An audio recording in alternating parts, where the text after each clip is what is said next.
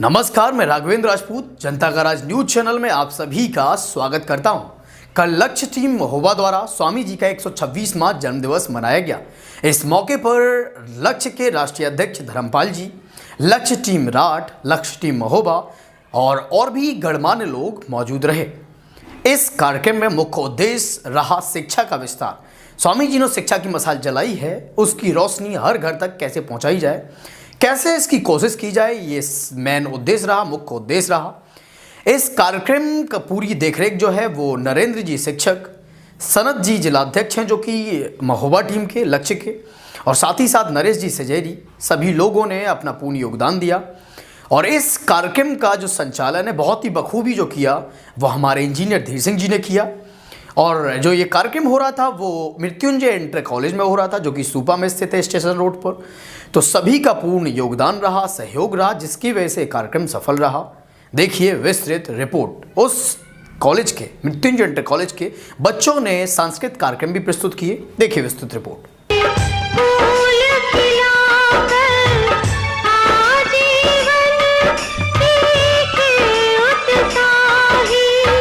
दलितों के बन करके दर्पण सब कुछ करके रहे समर्पण। आजादी के प्राण दूत है, राष्ट्र प्रेम के गायक है।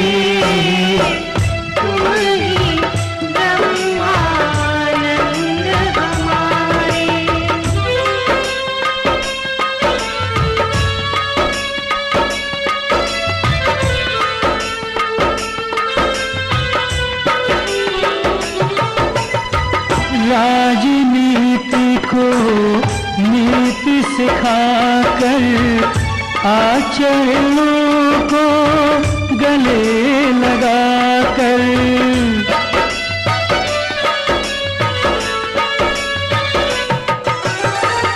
मंत्रमुग्ध कर गए सभी को अपना शुभ संकल्प दिखाकर। डरे नहीं स्वामी जी अमर है, स्वामी जी अमर है।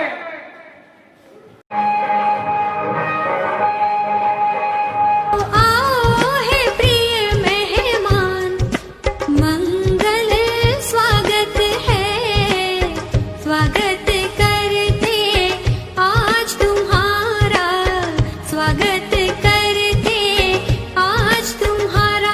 आओ आओ है प्रिय मेहमान, मंगल स्वागत है।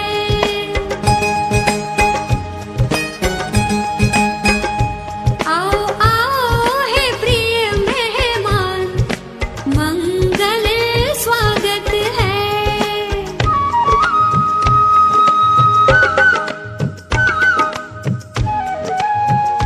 पीठ के साथ साथ उनको छोड़ दिया। एक पेड़ के किनारे स्वामी जी 24 घंटे इसी तरीके से पड़े रहे। इसके बाद जब स्वामी जी कुछ दिनों के बाद स्वस्थ हुए तो उनको हरदोई जेल स्थानांतरित कर दिया गया। मैं वहां का एक उदाहरण आपको प्रस्तुत करना चाहूंगा। वहां पहुंचने के बाद गणेश शंकर विद्यार्थी जी और तमाम जो राष्ट्रीय स्तर के जो आंदोलनकारी थे, वहां स्वामी ब्रह्मानंद जी को बी क्लास के जो कैदी थे उनका अध्यक्ष चुना गया। वहां भी इसी तरीके की स्थिति थी। जो सामान्य कैदी थे उनके साथ बड़ी अनमानवी और बर्बरता होती थी। तो स्वामी जी ने के पास तमाम कैदी आए। उन्होंने ये कहा कि स्वामी जी हमारे साथ तो बहुत बर्बरता होती है। स्वामी जी ने उनसे पूछा, ये बताइए आप किस दफा के तहत यहाँ आए हैं? तो कुछ कैदियों ने कहा हम 300 मर्डर करके आए हैं। तो उन्होंने कहा कि कैदी का मर्डर, इसका मर्डर कर दीजिए आप सुपरिंटेंडेंट का, तुम तो कर सकते हो, मैं तो अहिंसावादी हूँ। तो वहां पर कैदियों ने बहुत बड़ा आंदोलन छेड़ दिया। पूर्वक सांसद बन के संसद में प्रवेश करूंगा। तो वो तारीख थी 7 सितंबर 1966। इसके बाद स्वामी ब्रह्मानंद जी को गिरफ्तार करके और तमाम साधु संतों को गिरफ्तार करके तिहाड़ जेल में डाल दिया गया। तो उस समय जो भी जनसंघ के लोग थे, स्वामी ब्रह्मानंद जी का चूंकि चुनाव 1967 में डिक्लेयर हो गया, जनवरी 1967 में स्वामी ब्रह्मानंद जी का पर्चा वहीं से तिहाड़ जेल से भरवाया गया। दीवान नवनाथ सिंह लोधी जो उस समय की जनसंघ में थे और तमाम साथी उनके जाकर, ये बड़े गर्व की बात है कि स्वामी ब्रह्मानंद जी इस क्षेत्र में पैदा हुए। उससे बड़े गर्व की बात है कि स्वामी ब्रह्मानंद जी हमारे पूर्वज हैं और हम इतने बड़े महान संत को न जानते हैं न पहचानते हैं। इसलिए आज ये जो कार्यक्रम हो रहा है, मेरा आपसे अनुरोध है कि स्वामी जी के जीवन दर्शन को जाने समझें, क्योंकि स्वामी जी वो दे करके गए हैं जो न भूते न भविष्यते। तो मैंने थोड़ा स्वामी जी के बारे में जो भी मेरी जानकारी थी मैंने बताने का प्रयास किया, क्योंकि ये मंच सबके लिए है। नहीं तो स्वामी जी के विषय में मैं लगभग 10 से 12 घंटे भी बोल सकता हूँ। जब 6वीं कॉन्फ्रेंस हुई, उस कॉन्फ्रेंस का कार्यक्रम लेने के लिए पंडित परमानंद, दीवान सत्यगन सिंह, पूज्य स्वामी ब्रह्मानंद जी दिल्ली गए। पंडित जवाहरलाल नेहरू से कहा गया, तो पहले या बुलाने से नहीं आते थे, प्रोग्राम देने की बात तो बहुत दूर है। तब पूज्य स्वामी ब्रह्मानंद जी ने कहा कि अगर ये नहीं देते हैं तो हम सुभाष बाबू के पास जाते हैं, उनका कार्यक्रम रहेंगे। तब पंडित जवाहरलाल नेहरू नंगे पैर आकर के जहाँ स्वामी जी और तीनों मूर्तियां बैठी थी वहीं आकर के बैठ गए और कार्यक्रम निश्चित किया। तो 1936 में 6वीं कॉन्फ्रेंस देश की जराखंड गांव में हुई थी। अड़गांव जराखंड के बीच में पूरे मोजे में हवाई जहाज उतारा गया था, वहाँ 6वीं कॉन्फ्रेंस हुई थी। हम लोगों के जन्म नहीं थे, हम लोग ये बताए हुई बात आप लोगों के सामने जो हम जैसे उस समय जो काफी उम्रदराज लोग थे, जब वो लोग बताते थे कि इस चकिया शुरू माताएं बहनें करती थी, तो पहले छोट चकिया को मटका में जहाँ तो स्वामी जी ने विद्यालय ये हम लोगों को ध्यान है। जब हम लोग पैदा हो गए और 4-4, 6-6, 8-8 साल के रहे, 10-10 साल के, तब तक ये कार्यक्रम चलता रहा। पहले ये चक्कियां नहीं थी गांव में, हर घर में अपने पत्थर की चक्की होती थी, उसी से माताएं बहनें आटा पीसा करती थी। तो एक छौंक इकट्ठा कॉलेज के लिए आता था। जब स्वामी जी गांव में निकलते थे तो जिसके पास पैसा था वो पैसा दान में करता था, अगर पैसा नहीं है तो स्वामी जी को सोना चांदी दान में देते थे। अगर किसी के पास सोना चांदी भी नहीं है तो वो कहते थे स्वामी जी मेरे पास न रुपया है न सोना चांदी है, मैं 10 बीघा जमीन अपनी दान में दो चार विद्यालय की। इस तरीके से विद्यालय बना है। राठ क्षेत्र का बहुत कम ऐसे गांव होंगे जहां स्वामी ब्रह्मानंद जी के नाम से, विद्यालय के नाम से जमीन ना हो। प्रत्येक गांव में लगभग जमीनें हैं, बहुत से गांव में लगभग जमीनें हैं। जहाँ की विद्यालय की प्रबंध समिति को ये भी पता नहीं है कि कहाँ कहाँ है। सच्चाई तो ये, उन्हें भी ये पता नहीं कि कहाँ जमीन है। हम लोगों ने 20 गांव की इंतखाब निकाल कर दी थी कि ये विद्यालय की जमीन है। तो साथियों, पूज्य स्वामी ब्रह्मानंद जी के तो ऐसे संत थे, उनके ये कुछ विचार हैं।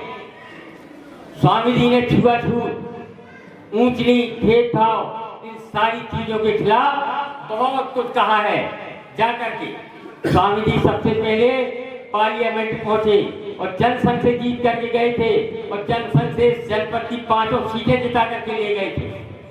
जब ये नारा लगा था कि संत के संग बसंत जी थे, पटवारी वाले बसंत जी भी जीत गए थे, तो ये स्वामी जी की कृपा थी कि 5 सीटें जीत गई। स्वामी जी जनसंघ से सांसद बनकर के पार्लियामेंट पहुंचे और वहां पहुंचने के बाद पूज्य स्वामी जी 1 वर्ष नहीं लगा तो कहने लगे कि ये बहुत खराब है, मैं इस दल में नहीं लेना चाहता।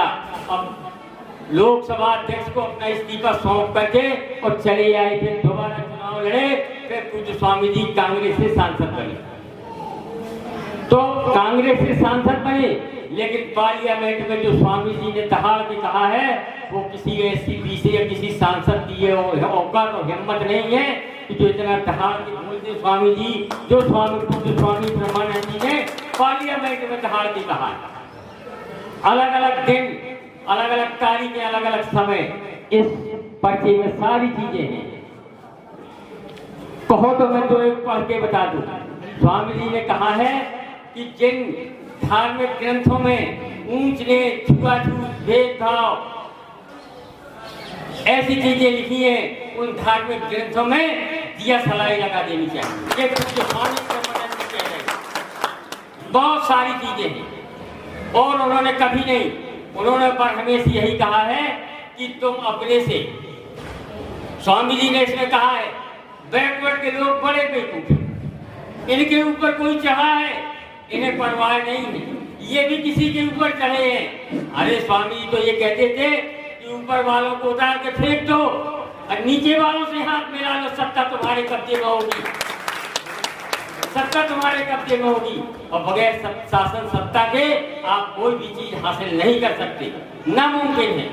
शिक्षा बहुत जरूरी है, शिक्षा के बगैर और फिर शासन सत्ता के बगैर आप कोई भी चीज हासिल नहीं कर सकते। तो इसलिए हमें नीचे वालों से, ये हमारा कहना नहीं है, हम नहीं कह रहे अपनी तरफ से, ये पूज्य स्वामी ब्रह्मानंद जी की तरफ से कह रहे हैं। और ये जो पूज्य स्वामी जी का अभिनंदन ग्रंथ रखा है, इसमें पढ़ लो, ये सारी चीजें दी हुई है। ये पढ़ो, स्वामी जी के विचारों को और याद करिए आप लोग। हम नहीं कहते, हम तो ये कहते कि पूज्य स्वामी ब्रह्मानंद जी ने बिल्कुल सही कहा था कि मुझे लोग नहीं मानेंगे क्योंकि मैं पिछले वर्ग में पैदा हुआ। और अगर मैं कहीं उच्च वर्ग में पैदा हुआ होता तो महामंडलेश्वर जगत गुरु शंकराचार्य होता, पूजा जाता। ये तो पूज्य स्वामी जी ने कहा है। तो इस वजह से पूज्य स्वामी जी ने पार्लियामेंट में इतने बढ़िया भाषण दिए, रेल बजट पर धन्यवाद प्रस्ताव को स्वामी जी को खड़ा कर दिया। स्वामी जी बोलने लगे। पूज्य स्वामी जी ने कहा कि रात में मेरा एक पसीर है, उसकी एक बस है और एक बस में 60 सवारी बैठती है, एक इंजन है, एक ड्राइवर है, और हर साल उतनी कमाई करता है कि दूसरी साल नई बस खरीद ले। और रेल बजट पर स्वामी जी को बोलने के लिए कह दिया। स्वामी जी ने कहा कि एक इंजन है, 60 डिब्बे हैं रेल के, एक इंजन है, एक ड्राइवर है, 60 डिब्बे रेल के हैं। अब फिर भी कहते हैं कि भाई घाटे में जा रहा रेलवे, आगे कहते हैं तो बेईमान लोग बैठे खा रहे हैं। ये कहना था स्वामी जी का। कितना कि उसी दल से विधायक हो और उसी दल के धन्यवाद प्रस्ताव को पूज्य स्वामी जी बोलते रहे। इतनी औकात है किसी में? नहीं तो आज जो किसान आंदोलन कर रहे हैं, आप लगा लीजिए कि बैकवर्ड के कितने सांसद हैं, शेड्यूल कास्ट के कितने सांसद हैं। ये चंद लोग तो रह ही नहीं सकते अगर इनमें समझ आ जाए। लेकिन नहीं, तो पूज्य स्वामी जी की जो सारी चीजें थी, चाहे दिनचर्या के, पूज्य स्वामी जी ने कभी विद्यालय में खाना नहीं खाया, कभी भी। रात में कई लोगों से यहाँ से, किसी के यहाँ से सुबह आ रहा, किसी के यहाँ से शाम को आ रहा, इस तरीके से स्वामी जी ने। और पैसा तो हाथ से कभी छुआ ही नहीं। आजकल के जमाने में नामुमकिन है, अगर हमें कहीं जाना है तो बगैर पैसे के नहीं। लेकिन हम तो कहेंगे कि भाई धन्यवाद कि ऐसे महापुरुष शायद कभी पैदा नहीं हुए होंगे, न भविष्य में हमें नजर आता है कि कोई ऐसा संत पैदा होगा कि जो पैसा हाथ से न छुए और अपने ये आप सब लोगों के बलबूते पर इतने बड़े बड़े संस्थान खड़े कर दिए। लेकिन साथियों, सच बात कहना थोड़ा कड़वा जरूर लगता है, लेकिन आनंद आता है। एक बार हमारे यहाँ विद्यालय में कार्यक्रम था, हमने स्वामी जी के विचारों को, जो उनकी इच्छा थी कि शिक्षा के संस्थान खड़े हों, अच्छी शिक्षा मिले लोगों को, तो ऐसा नहीं है। नहीं तो हमारे जैसे लोग कभी एमएलए बनने वाले नहीं थे, बहुत बड़े बड़े लोग थे जिन्हें बनना था। हमने तो कभी, ईमानदारी से कह रहा हूँ मैं, हम लोगों ने कभी इसके लिए राजनीति में नहीं आए थे कि हम लोग एमएलए बनेंगे, एमपी बनेंगे, ये हम लोगों की चाहत नहीं थी। हम लोगों की चाहत तो ये थी कि जो ये सामाजिक परिवर्तन का दौर है, इसमें समान भागीदारी मिलनी चाहिए। और कई जिलों को प्रेरित किया है, उन्हीं में से हम लोग भी हैं, महोबा जिले के लोग जिनको लक्ष्य राज टीम ने प्रेरित किया है। हम बहुत बहुत धन्यवाद देते हैं लक्ष्य राज टीम का। सदस्यता के लिए जहां तक मेरी जानकारी सीमित है। मुझसे अच्छे वक्ता भी आएंगे, वो आगे चीजों के बारे में आपको और विस्तृत भी बताएंगे। सदस्यता अभियान के लिए लक्ष्य का सदस्य बनने के लिए हर व्यक्ति आमंत्रित है। हम लोगों की वार्षिक सदस्यता शुल्क 1000 रुपए होती है, जो कि 1 साल तक वैलिड रहती है। 1 जनवरी से कार्यकाल शुरू होता है, एक सत्र 31 दिसंबर तक वो कार्यकाल होता है। उसके लिए और पुनः जब नेक्स्ट ईयर होता है तो हम उसका नवीनीकरण कराते हैं। लक्ष्य की जो कार्यकारिणी होती है पूरी तरह लोकतांत्रिक प्रक्रिया का पालन करती है। लक्ष्य किसी 1, 2 या 4 लोगों के समूह की ग्रुप होकर न रह जाए, इसका भी हम विशेष ध्यान देते हैं। लक्ष्य महोबा ने एक नया उदाहरण पेश करते हुए निर्धारित किया था हमारी पिछली मीटिंगों में कि हम ऐसा कभी नहीं करेंगे कि एक ही 2-4 लोग मिलकर पूरी लक्ष्य कार्यकारिणी को चलाएं। ऐसा कभी नहीं होगा। हर साल दिसंबर में हम लोग इसके आम सभा बुला के चुनाव कराएंगे। उसमें से पूरे जिले के कहीं से भी कोई भी बंदा आ सकता है। सदस्यता अगर उसने ली हुई है, सदस्य बन सकता है और वो हिस्सा ले सकता है कार्यकारिणी गठन में। अध्यक्ष से लेकर सारे पद हर साल नए बदले जाएंगे। कोई भी ऐसा नहीं होगा उस पद को रिपीट नहीं किया जाएगा। छिनी ना मोरी चुनरिया हो नंद लाला, अब रोकू न तोहरी डगरिया हो ब्रजबाला, अब रोकू न तोहरी डगरिया हो ब्रजबाला।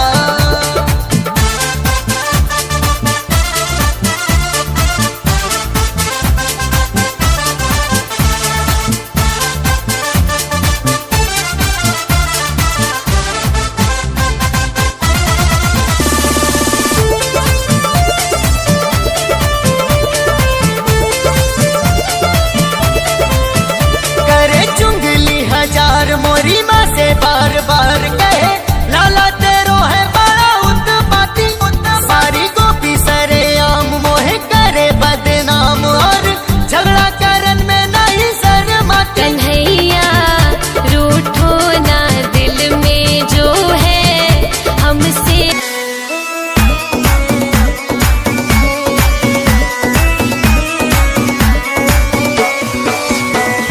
रिस्क लिया ना करते रे गोरा, भंग पिया ना करते,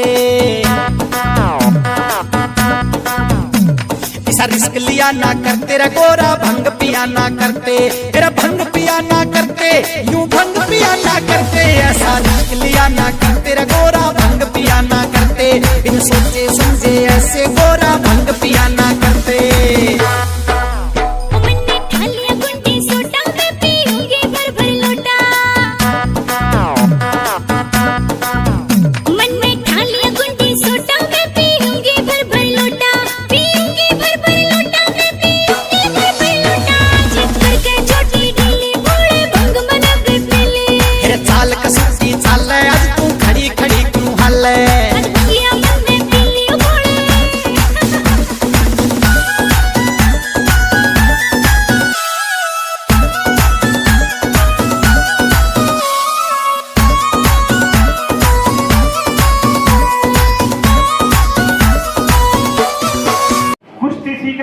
स्वामी जी से सीख लो, पढ़ना है स्वामी जी से सीख लो, राजनीति करनी है स्वामी जी सीख लो, त्याग करना है स्वामी जी सीख लियो। तो जब ऑल इन वन है तो क्यों हम भटके चावल करें? स्वामी जी के पास आ जाओ, सब कुछ सीख लीजिए। दूसरा बेटा मैं आपको कहना चाहूंगा कि आंधी क्यों आती है, बता सकता कोई बच्चा?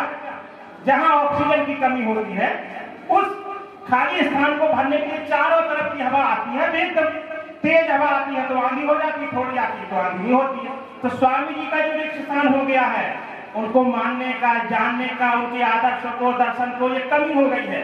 तो चारों तरफ से ऐसी सीखे कि आंधी आ जाए कि लगे कि स्वामी जी चारों तरफ से दिखाई दे। और मैं आपको एक चीज और बता दूं कि मुंशी प्रेमचंद जी की एक कम्बल का दान, एक कहानी है, एक कम्बल का दान, सर्च कर लीजिएगा। वो एक कम्बल का दान कोई बाहर नहीं है, हिसार में हमारे महान साहब होता है। हिसार में जब हैजा पड़ गई थी तो स्वामी जी को किसी ने एक कंबल दिया और स्वामी जी ने कंबल मरीज को लटा दिया। फिर देखा व्यापार नहीं करी तो फिर क्यों कितने लंगे, फिर एक कंबल दिया, उन्हें फिर लटा दिया। तो वो एक कंबल नहीं दे पाए स्वामी जी को व्यापारी, और उन्हें सब बीमारों को कंबल बांट दिए। तो जो एक कंबल का दान है वो स्वामी जी की कहानी है, लेकिन क्यों नहीं लिखी स्वामी जी के नाम से? क्योंकि हमारे पास लिखने वाले नहीं, लिखने वाले क्यों नहीं थे? क्योंकि विद्या नहीं था, पढ़े लिखे नहीं थे। और आपको एक उदाहरण देता हूँ, कानपुर में जाके महेश्वरी प्रेस देख लीजिएगा, डंडा को पता होगा, महेश्वरी प्रेस है। 1938 में महेश्वरी प्रेस जल गया था तो स्वामी जी ने 40,000 रुपये दिया था। ये राज की बात नहीं है, कानपुर की बात कर रहा हूँ। क्या थे स्वामी जी? हमें क्षमता नहीं है स्वामी जी को मानने की, न उनके कदमों पर चलने के लिए, लेकिन थोड़ा बहुत तो जानिए। 1938 में 40,000 को भी कानपुर की महेश्वरी प्रेस को 40 लाख है, ये 40 लाख रुपए क्या 4-4 हजार के लिए मर रहे हैं स्कूल में, जान दे रहे हैं कि 4,000 रुपए मिल जाए कमीशन, चाहे जान भरी चली जाए, और जा भी रही है। मैं किसी के लिए बोलूंगा, मेरी अपनी पीड़ा है। अंत में एक और बात कहूंगा, बेटा गूगल का जमाना है, आप सर्च कर लीजिए। विश्व में ऐसा कोई देश नहीं है जहां इंडिपेंडेंट राष्ट्रपति बनता हो, और वो भी विपक्ष का राष्ट्रपति कभी नहीं बनता है। हमारा भारत देश ही ऐसा देश है जहां इंडिपेंडेंट राष्ट्रपति बना हुआ है। पीवी गिरी कांग्रेस के विरोध में, वो किसने बनाया? हमारे परम पूज्य त्याग मूर्ति स्वामी परमानंद जी ने। किसी में हिम्मत है राष्ट्रपति बनाने की? किसी में नहीं। एक छोटा सा प्रधान नहीं बना पाते हैं ये जोड़ी की तक। तो ऐसे महापुरुष को हम जान नहीं पाए। क्यों नहीं जान पाए? फिर मैं वहीं आ जाऊंगा, उसको मत जाइए, जन्म दिवस खुशी मनाइएगा। इसलिए हमारे बीच में बैठे हुए क्षमा कीजिएगा, मेरे पिता तो माट साहब बैठे हैं मीरा से, इन्होंने मंदिर बना रखा घर में, स्वामी जी की बहुत बड़ी मूर्ति लगी हुई है। और मैं आपके सामने उदाहरण हूँ कि मैं स्वामी जी के नाम से जो कुछ भी हूँ, मेरी पहचान स्वामी जी, मेरा सब कुछ स्वामी जी और है। हम लोग उसको फॉलो करते हैं, और हमारा सिर्फ अभी एक टारगेट है कि किस तरह स्वामी जी को विश्व पटल पर ले जाए। क्योंकि जब तक नाम नहीं जाना जाएगा तब तक उनके बारे में कोई पढ़ेगा नहीं, और जैसे ही नाम चर्चित होगा तो आगे सब कोई पढ़ेगा और उनको जानेगा। इसके बाद में फिर उन विचारों को लोग अपने जीवन में उतारेंगे। जैसे कि हम तो कहते हैं कि हम सिर्फ उनका 0.01% शायद उनके जो उनके कार्य हैं उनको आगे बढ़ा रहे हैं। हम स्वामी जी के अभी अनुयायी नहीं है पूर्ण रूप से, और समय आएगा अगर उनकी कृपा रही तो हम लोग पूर्ण रूप से उनके कदमों पर चलेंगे।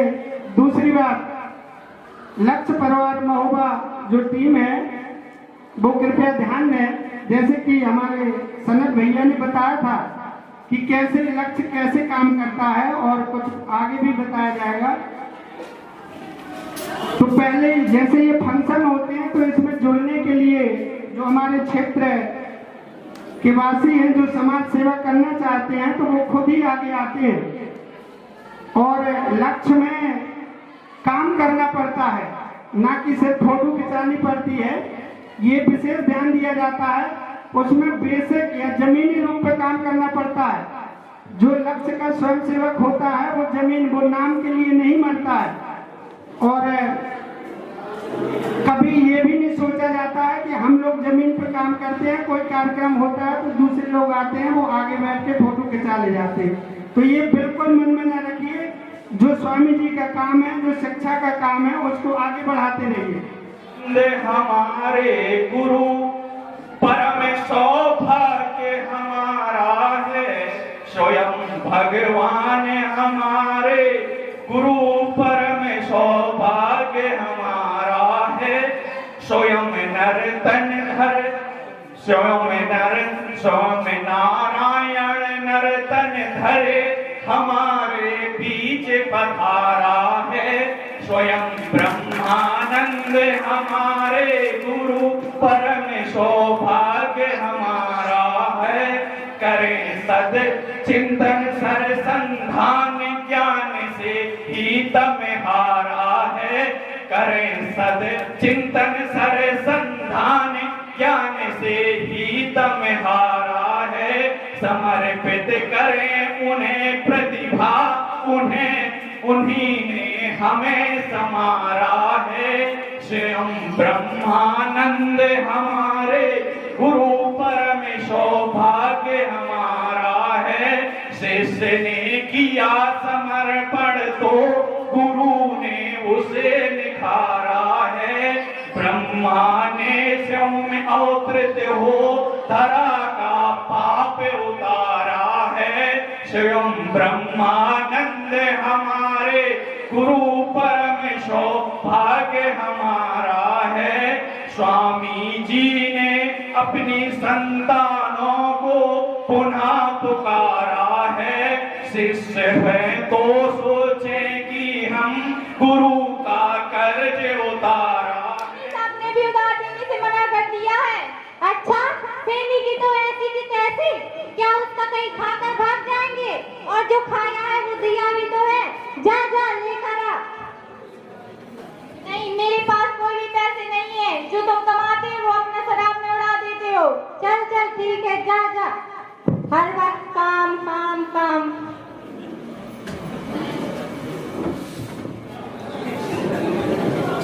पहले पैसे तो दो। हाँ, ये लो ये लो।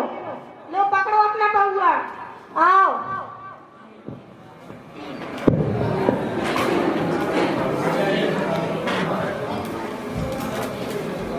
माधव, कहाँ जा रहे हो? आज दोनों काम में नहीं जाएंगे, दोनों बैठ के आज दारू पिएंगे। आओ आओ, छोड़ो, आज काम पे नहीं जाएंगे।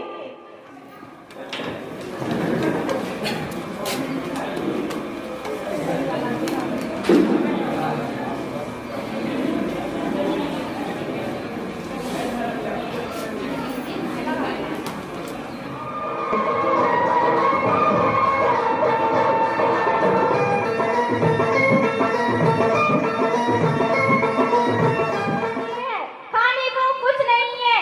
तुम कमाने जाते हो तो खाने को दूं, ना घर में दाल है ना आटा है, क्या खाने को दूं मैं तुम्हें? अच्छा, तेरे पास पैसे नहीं है? तेरे पास पैसे नहीं है तो ये क्या है? ये क्या है? नहीं नहीं, मैं ये पैसे तुम्हें नहीं दे सकती। ये मेरे बच्चों के लिए फीस है। मैं घर घर में जाके झाड़ू पोछा बर्तन करती हूँ, तभी मेहनत से अपने पैसे कमाती हूँ। मेहनत करती है तो कर, उससे मुझे क्या? मैं मर्द हूँ, मैं कुछ भी कर सकता हूँ। चाहे शराब पीऊं या कुछ भी करूँ, तुझे क्या प्रॉब्लम?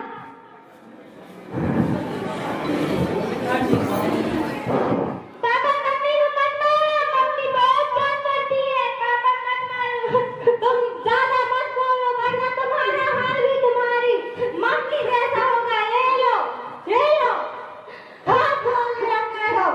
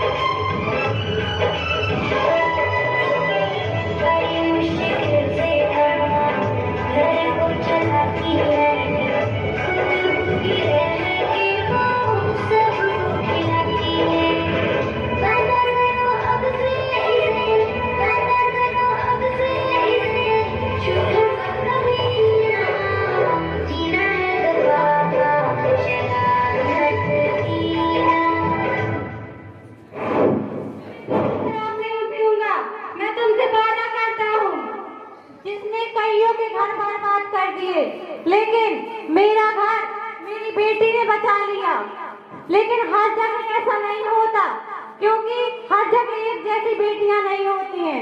इसलिए आप सब लोग समझ जाइए कि ये नशा एक जहर है जो घर तो बर्बाद करता ही है, लेकिन लोगों के शरीर को भी नष्ट कर देता है।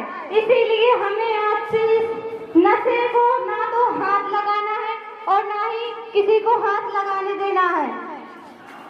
बेटी बचाओ, बेटी पढ़ाओ और नशा मुक्त राष्ट्र बनाओ। जय हिंद, जय भारत। जब शिक्षित समाज आगे आएगा तभी वह समाज संगठन या समाज आगे बढ़ सकता है। तो जो इसके राष्ट्रीय संयोजक हैं माननीय अमरपाल जी, उन्होंने जो शिक्षा रूपी वट वृक्ष खड़ा किया है उसकी जड़ें हमारे प्रदेश में फैली हुई हैं। तो हमें उन जड़ों को मजबूत करना है और उस वृक्ष को आगे बढ़ाना है। साथ ही साथ हमें जो अभी तक एक जनरेशन गैप रहा है कि स्वामी जी का जो भी उपयोग हुआ है अभी राजनीतिक तौर पर हुआ है। जिसने भी स्वामी जी का नाम लिया है वो सिर्फ राजनीति के लिए लिया है। हमें स्वामी जी को लक्ष्य के माध्यम से या अदर संगठनों के माध्यम से विश्व पटल पे ले जाना है, क्योंकि स्वामी जी वो हस्ती हैं जो विश्व पे संपूर्ण विश्व पर राज्य कर सकते थे, लेकिन उनका प्रचार प्रसार नहीं हुआ, जिससे वो सिर्फ बुंदेलखंड में ही सीमित कर रह गए हैं। अगस्त 1920 में जब असहयोग आंदोलन को दौर चल रहा था, पुणे में आयोजन किया गया था। पुणे में भाग लिया मुंबई, सूरत, वडोदरा, साबरमती, अहमदाबाद, जूनागढ़, भौसागर, सदापुरी, द्वारका इत्यादियों का इन्होंने दौर किया। असहयोग आंदोलन 1921 में जैसे कि अभी बताया भटिंडा में प्रथम मुलाकात स्वामी जी से, महात्मा गांधी जी की स्वामी जी से हुई और वहां से वो स्वामी जी से काफी स्वामी जी उनके विचारों से प्रभावित हुआ। इसके साथ साथ जैसे कि बहुत अभी हमारे अन्य जो वक्ता है स्वामी जी के बारे में बताया, निश्चित तौर पे अभी मंच से ये भी बोला गया आप लोगों के लिए और सब लोगों के लिए निर्देश और बिल्कुल मंच की गरिमा होती है, लेकिन स्वामी जी का जहाँ मंच हो, ये स्वामी जी के लक्ष्य स्वयं सेवक ऐसे हैं कि मुझे एक छोटी सी कहानी आती है 2 पंक्तियों की, कि जहाँ भी ढोलक बजता था तो उसका मेमना रुके आ जाता था और रोते हुए मेमने आता था, वहाँ नृत्य करने वाले लोग उस मेमने को गाली गलौज करते थे। तो मेमना यहाँ कैसे आ गया है? अरे यहाँ पे बहुत अच्छी सुंदर कार्यक्रम हो रहे हैं, नृत्य हो रहे हैं, तुम यहाँ मेमना तभी आ गया है, उसको गाली गलौज करते थे। इसके बावजूद वो चला जाता था, जैसे ही ढोलक बजना बंद होता था फिर पुनः ढोलक बजना शुरू हुआ, मेमना मेमना पे उड़ा गया, ऐसे निरंतर वो मेमना करता था। एक बार पूछा उन लोगों ने कि इतना तेरे साथ में प्रताड़ना की जा रही है, सभ्यता से हम पेश आते हैं, इतना कुछ कहते हैं, फिर भी तू मानता नहीं है, क्या वजह है इस ढोलक में?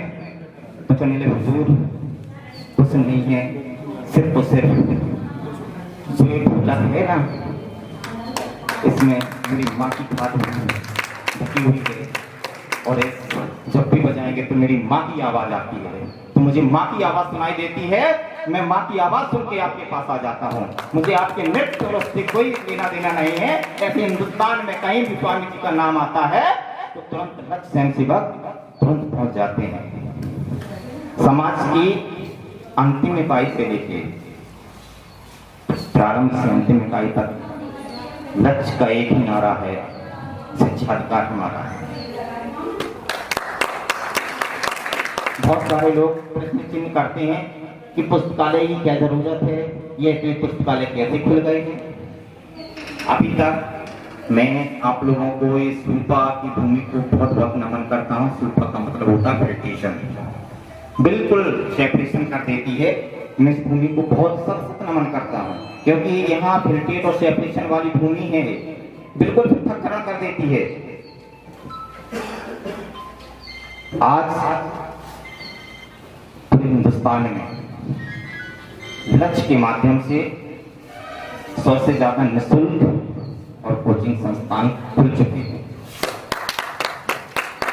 जहां समाज के आर्थिक रूप से गरीब बच्चों को कैरियर संबंधी कोचिंग दी जाती है, पुस्तकें रखी जाती हैं। इसके साथ में मेरे साथ 2 दिन की मुझे छुट्टी दे दीजिए, मैं आपको पाखंड के बारे में बताऊंगा। दर्शन पे ध्यान चल रहा था और कोटि के दर्शन दोनों, ठीक है? 2 दिन के लिए 4 दिन बाद आइए आप, लेकिन पाखंड के बारे में बताइए, ठीक? बीरबल साहब चले जाते हैं, घर जाते हैं, रास्ते में एक दर्जी का घर मिलता है, वहाँ दर्जी के पास जाते हैं, बोले 6 फुट लंबा जूता और 4 फुट लंबा जूता हीरे जवाहरात रत्नों से सुसज्जित बना दीजिए। ठीक है साहब, बना देते हैं। 2 दिन बाद मोची के पास पहुंचते हैं, दर्जी के पास, वहां से जूते लेते हैं सामने और अपने घर लौटते हैं। देखते हैं कि बगल में एक मस्जिद मिलती है और एक जूता झोले से निकालते हैं और उस मस्जिद में फेंक देते हैं। हीरे जवाहरात और मौत से सुसज्जित जूता जैसे मस्जिद में गिरता है। सुबह 4 बजे की नमाज, फक्र की नमाज होती है। जैसे फक्र की नमाज के लिए मौलवी आते हैं और उस चमकते चमचमाते हीरे जवाहर जूते को देखते हैं कि 6 फुट लंबा 4 फुट चौड़ा जूता ये किसी का हो ही नहीं सकता। वो तुरंत समझ जाते हैं कि ये जूता किसका है और उसको अपने गले से लगाते हैं, सीने पर लगाते हैं, चुनते चाटते हैं और सिर पर रख देते हैं। क्रमशः सारे मोहल्ले में नवाजी आते हैं, यही हंस चलता है और आज कहते हैं हमारी सारी सपना धन हो गई। आज तो स्वयं यहाँ पर खुदा आए हुए थे, खुदा का ही और उस जूते को लेके सल्तनत में पहुंचते हैं, जी के पास में कहते हैं हुजूर आज हमारी सल्तनत धन हो गई है, ये जूता खुदा आए थे हमारे नवाज में नवाज अदा करने और हम धन हो गए हैं। आज जश्न का दिन है। अकबर ने भी उस जूता को लिया, चूमा चाटा सिर पे दिया और अपने सिंहासन पर रख दिया और जश्न को घोषित कर दिया कि आज साप्ताहिक जश्न का दिन होगा। इतने में बीरबल मलटकाए पहुंचते हैं झूला लेके। अकबर कहते हैं अरे इसमें क्या महल लटकाने की बात है, आज तो जश्न का दिन है। बीरबल जश्न मनाओ जश्न, पाखंड भूल जाओ, आज जश्न मनाओ जश्न। बीरबल कहते हैं हुजूर नहीं, आज मेरे लिए बहुत दुखित घटना है। बोले नहीं भूल जाओ तो बोले फिर बताओ क्या इतने दुखी हो, फिर भी बताओ दुख क्या बात है। तो बोले हुजूर मेरे पुस्तानी बाबे का जूता है ना बाबा का, वो जो चोरी चला गया। बोले इसमें क्या दुख की बात है, दूसरा बनवा लो। बोले नहीं बन सकता है। बोले क्या बात करते हुए यार, दूसरा बनवा देंगे। बोले क्या दूसरा है? बोले जी हुजूर।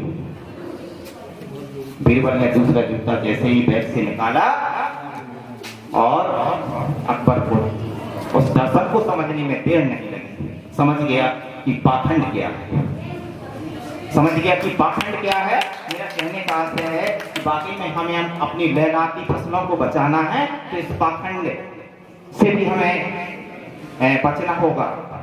गुफा और मुक्ति साधना के केंद्र क्या हमें मुक्ति दिला सकते हैं, लोक कल्याणकारी फैसले हो सकते हैं। मैं पश्चिमी दार्शनिक आप यहाँ पर अभी बताए जैसे कि नन्ना जी ने, फौजी साहब ने, हमारे संगठन मंत्री मान साहब ने कि हमारे स्वामी जी पहलवानी करते थे। मुझे भी मेरे बाबा जो श्री शंकर लाल प्रधान जी थे वो भी बताते थे, उनके साथ में जाते थे कि बहुत अच्छे पहलवान थे।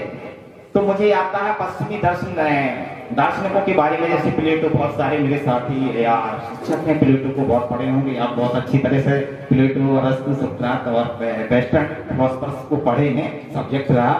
तो मैं बता दूं कि जैसे प्लेटो, इसलिए क्योंकि उनकी प्लेट बहुत बड़ी बड़ी हो गई थी, कंधे चौड़े हो गए, इसलिए प्लेटो कहने लगे जो मुझे दर्शन पश्चिमी, मतलब मैं आपके एंशिएंट दर्शन की बात करता हूँ, प्राचीन दार्शनिकों की, वो आधुनिक दर्शन में हमें पूरा स्वामी जी में मिलता है। बात जरा सोचिए, यहाँ उत्तर गंगा घाटी में वो दर्शन हमें अभी देखने को मिलता है बौद्धत्व काल में, और बौद्धत्व काल के बाद पहले हमें पश्चिम में मिलता है सुकरात, अरस्तु, प्लेटो।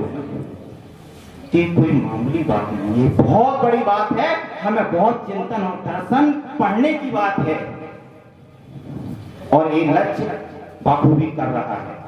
अभी जैसे तो मैंने कहा स्वामी जी वसीयत करके गए हैं, तो वसीयत क्या है, मैं यहाँ बैठे हुए सभी स्वयंसेवक एवं स्वामी जी के अनुयायियों को अवगत कराना चाहता हूँ, बहुत सारे लोगों को स्मरण कराना चाहता हूँ। स्वामी जी ने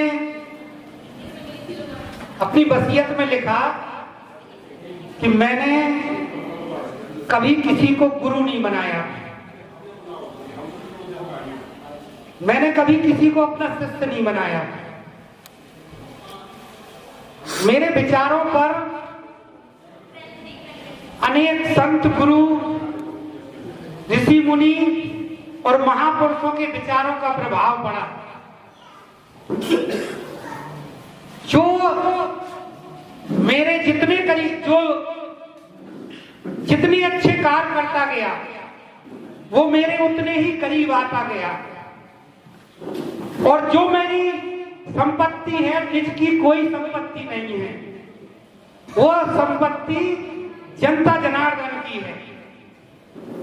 जो मैंने लिखा है ये मेरा वैलिड दस्तावेज है। तो मैं आप सबसे कहना चाहता हूं कि स्वामी जी की जो भी संपत्ति जहां भी है, स्वामी जी उसकी रक्षा करने के लिए वसीयत आपको दे करके गए हैं। कोई व्यक्ति ये ना समझे कि अगर मैं आज काबिज हूं तो स्वामी जी उसको वसीयत दे करके गए हैं। स्वामी जी अब अपने परिवार को वसीयत दे करके नहीं गए, तो विभिन्न प्रकार के जो जीवाणु कीटाणु हैं उनको तो वसीयत कभी देकर नहीं गए हैं। तो मित्रों, जो भी यहाँ बैठे हुए सज्जन हैं, स्वामी जी की वसीयत का स्मरण रखते हुए स्वामी जी के काम और नाम को आगे बढ़ाएं। मैं पुनः स्वामी जी को नमन करते हुए अपनी वाणी को विराम देता हूं।